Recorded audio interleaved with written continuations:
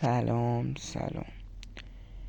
تو این قسمت اومدیم با کلی ایده خفن برای کسب درآمد از یوتیوب، با 100 ایده و شرایط درآمدزایی برای کسب درآمد از ایشون.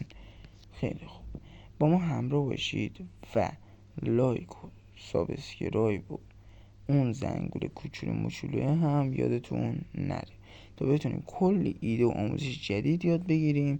خیلی خوب، بریم سر موضوع. ایده بگم یا شرایط؟ ایده بگم یا شرایط؟ لای جدی باشیم.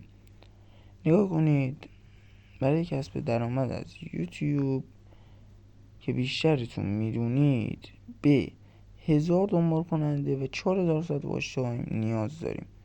یا میتونید از ویدیو کوتاه 10 میلیون بازدید در 1 سال اخیر داشته باشیم. اینو خیلیاتون میدونستین. حالا ایده چه چیزی بهتون پیشنهاد بدم؟ خب نمیبینم اون لایکر رو بزنی. خیلی، اولین ایده سرگرمیه.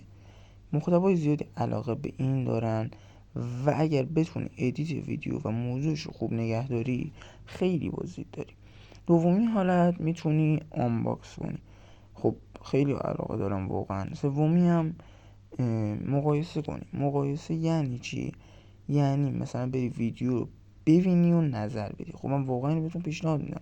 یه چیزی که الان زیادی پیدا میشه، آب تو دهنشون میذارن و واکنش مثبت و خنده‌دار به ویدیو میدن.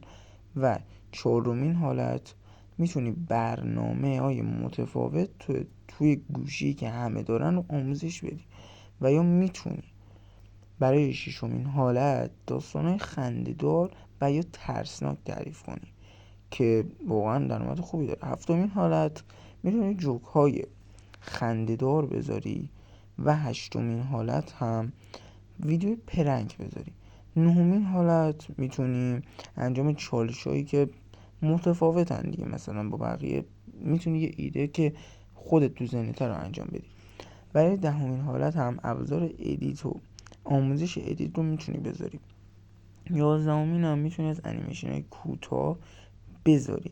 و 12مین هم یه ایده خوب میدم که خوردن خوراکی و ویدیو گرفتن که بهش میگن به اصطلاح اسمر فود. اگه هم دوست دارید از این گیم پلی بذارید که واقعا خیلی علاقه دارن و به راحتی هم میتونید انجامش بدین.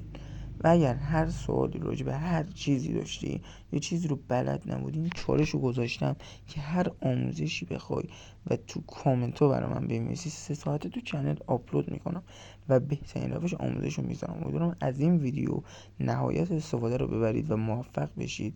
مباشرتونم دوستان، ساب یادتون نره. یه چیز دیگه هم بگم، وقتی میگن 4000 ساعت واچ تایم و این معنی نیست 4000 ساعت سخت باشیم، فقط لازمه 4000 نفر یه فیلم 1 ساعته رو تا آخر ببینن که این تو ویدیوهات پخش میشه و میتونی زودتر به درآمد برسی.